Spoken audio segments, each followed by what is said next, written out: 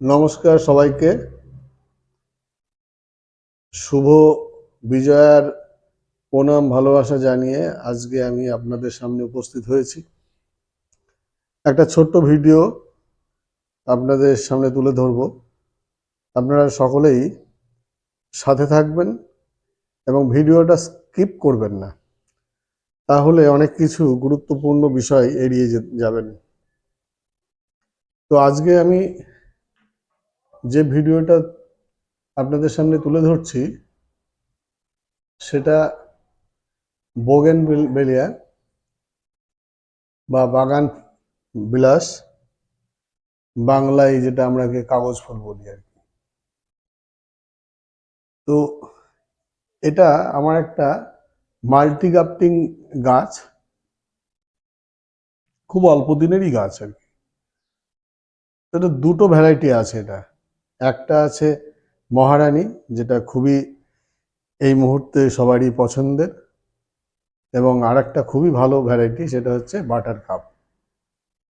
তো এই দুটো আমার একটা গাছে গ্রাফটিং করা আছে, এবং গ্রাফটিংটা করা আছে চিত্রার উপরে। চিত্রার যে রুট সেটা খুবই ভালো।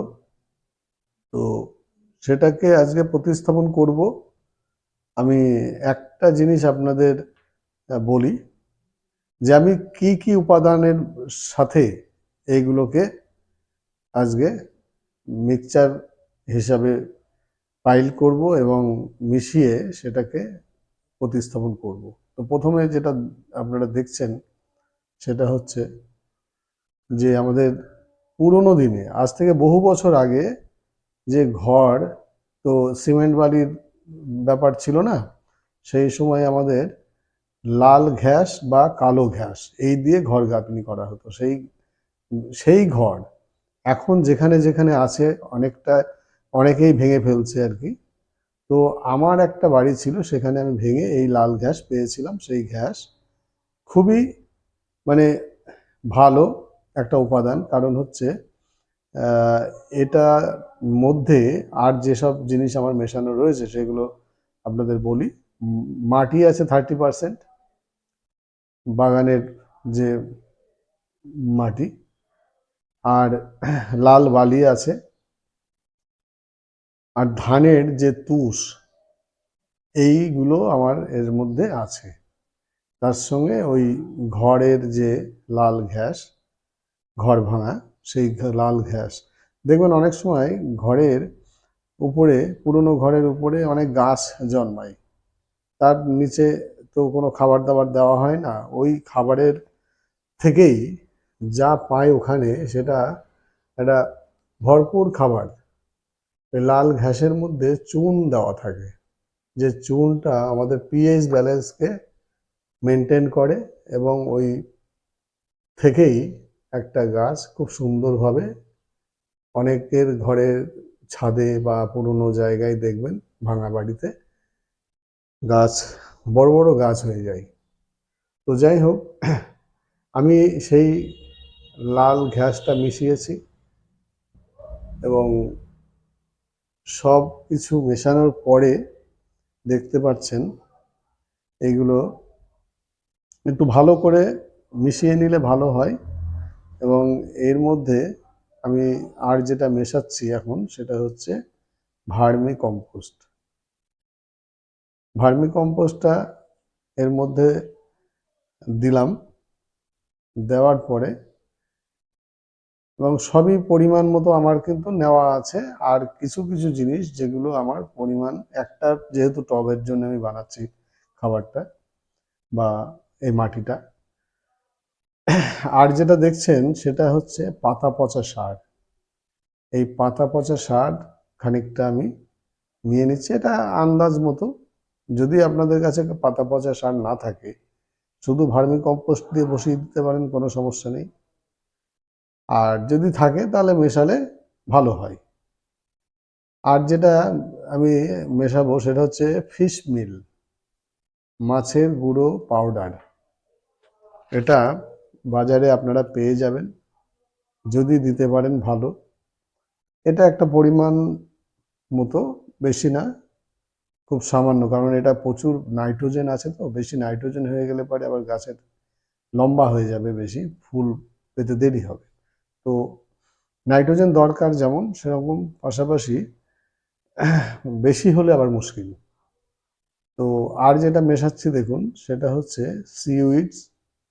এই সিউইডসটা কিন্তু আমাদের বাগান বিলাসের জন্যে খুব মানে একটা উপকারী খাবার। তো এটা আমি পরিমাণ মতো নিলাম, অল্প। এগুলো কিছু কিছু দিয়ে মাটিটা মানে বানিয়ে পরবর্তীতে আপনি 1 মাস বাদে আবার নতুন করে খাবার দিতে পারেন। আর যেটা দিচ্ছি সেটা হচ্ছে নিম খোল। নিম খোলটা আমাদের এটা ছত্রাক বা বিভিন্ন ধরনের যে ক্ষতিকর কারক যে জিনিস, উইপোকা হতে পারে বা অন্যান্য কীট কীটপতঙ্গ মাটির ভিতরে থেকে যেটা ক্ষতি করতে পারে, তার জন্য দেওয়া, এবং তার মধ্যে কিছু উপকারিতাও আছে। আর যেটা দিচ্ছি সেটা হচ্ছে আমার বানানো একটা মিক্সচার। তো এই মিক্সচার সারটা আমি নিজে বানিয়েছি এবং সেইটাই মেশাচ্ছি এর মধ্যে। আর এতে কী কী আছে সেটা আপনাদের আমি পরে জানাবো নেক্সট ভিডিওতে, কারণ এটা এই মুহূর্তে বলতে গেলে ভিডিওটা অনেক লম্বা হয়ে যাবে, আসল কাজটা হবে না।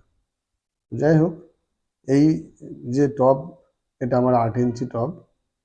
এই 8 ইঞ্চি টব আমি যেহেতু গাছটা ছোট সেই জন্যে একবারে দিলাম, এবং এই পুরো যা যা মেশালাম, যেটা আপনাদের সাথে শেয়ার করলাম, এই পুরোটা মিশিয়ে আমি এই গাছটাকে প্রতিস্থাপন করব, রিপোর্টিং করছি।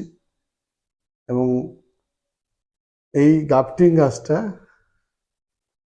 আমার নিজেরই তৈরি করা আর কি। এই মহারানীটা সত্যি সবারই খুব পছন্দের, ভালো লাগে সবারই, দামটাও কম না, এখন একটু কমে গেছে যদিও। তো যাই হোক, এই যে আমার গ্রো ব্যাগে ছিল, গ্রো ব্যাগ থেকে বার করছি এই মাটি। আমি আর ঝরালাম না, কারণ হচ্ছে নতুন গাছ, তারপরে যদি মাটি খসে যায় তাহলে কিন্তু গাছটা বাঁচানো মুশকিল।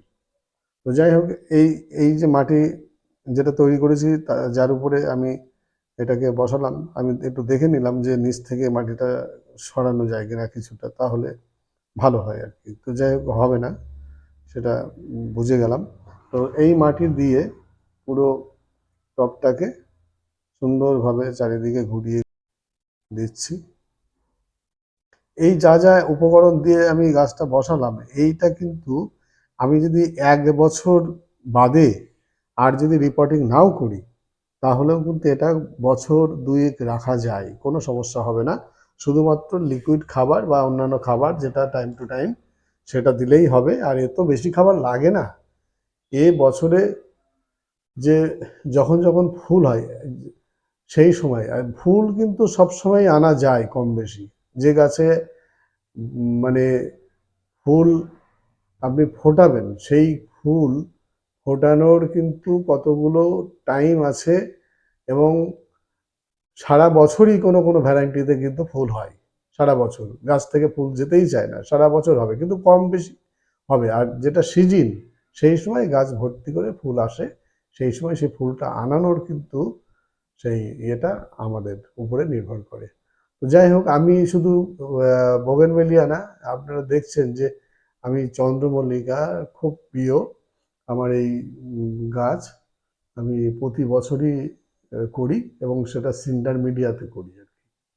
তো এখন এই সেপ্টেম্বরের শেষে আমাদের মোটামুটি এই রকম গাছটা হয়েছে আর কি। আমার ভিডিওটা কদিন আগে শ্যুট করা ছিল, তো এডিটিং আজকেই করা হচ্ছে, যে ভয়েসটা আজকেই দেওয়া হচ্ছে। তো এই গাছগুলো আমি কিছু কিছু বিক্রি করি, এবং গাছগুলোর চেহারা দেখুন, মোটামুটি এখনো বহু দেরি ফুল আসতে, প্রায় ডিসেম্বরের শেষ, জানুয়ারি। তো এখনই এই মুহূর্তে এই গাছের চেহারা এরকম।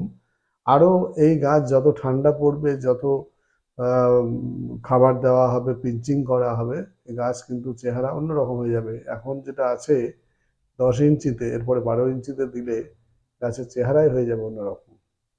তো এটা আমার একটা খুবই মানে পছন্দের গাছ, এবং এই ফুল অল্প দিন লাস্টিং করে ঠিকই, কিন্তু যে কদিন থাকে মনটা ভরে যায়। প্রত্যেকেরই পছন্দের ফুল চন্দ্রমল্লিকা। তো যদি কারোর কোনো মনে হয় যে না গাছ আমি নেব, দু চারটে নিয়ে দেখব, তাহলে আসতে পারেন আমার ঠিকানায়। আমার যে নাম্বার দেওয়া থাকবে স্ক্রিনে, সেখানে ফোন করে আপনি আসতে পারেন। এই যে দেখছেন যে ঘ্যাস, শুধুমাত্র সিন্ডার মিডিয়াতে করা, মাটি দিয়ে আমি করি না। আর সিন্ডার মিডিয়াতে একটা সুবিধা কি, আমরা যে কোনো খোলা আকাশের নিচে কিন্তু আমরা রেখে দিলে কোনো সেট লাগে না। বৃষ্টি বাদল যা হোক না কেন, রোদ জল ঝড়, কোনো অসুবিধা নেই। এই গাছ কিন্তু তত ভালো হবে যত বৃষ্টির জল পাবে। সিন্ডার মিডিয়াতে যদি মাটিতে করতাম কি হতো, মাটিতে করলে কিন্তু এই গাছ পচে যেত, সেট ছাড়া করা যায় না। তো যাই হোক বন্ধুরা, আজকে আমরা একদম শেষ পর্যায়ে পৌঁছে গেছি।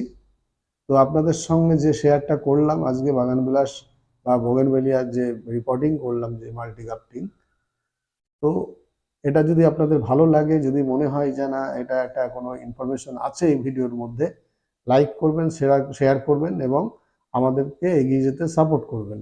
তাহলে নতুন নতুন ভিডিও আমরাও দিতে আগ্রহী হব এবং ইন্টারেস্ট আমাদের বাড়বে, এবং আপনাদের সামনে কিছু কিছু জিনিস তুলে ধরবো। সবারই কিছু না কিছু জানা থাকে, আমাদেরও অনেক কিছু জানতে হয়, বা আপনারা জানবেন যে সবারই সব কিছু জানা নেই, শিক্ষার শেষ নেই। আমিও যেমন শিখি, আপনাদের সামনে তুলে ধরি, এবং আমি এটা নিয়ে মানে বলবো না যে আমি সব জানি, মানে সবাই কোনো না কোনোভাবে শিখেই শেয়ার করে আর কি। তো যাই হোক, আমি যেটা আপনাদের সামনে তুলে ধরলাম, যদি ভালো লাগে তাহলে আপনারা আমাদেরকে সাপোর্ট করবেন বা কমেন্টস করবেন।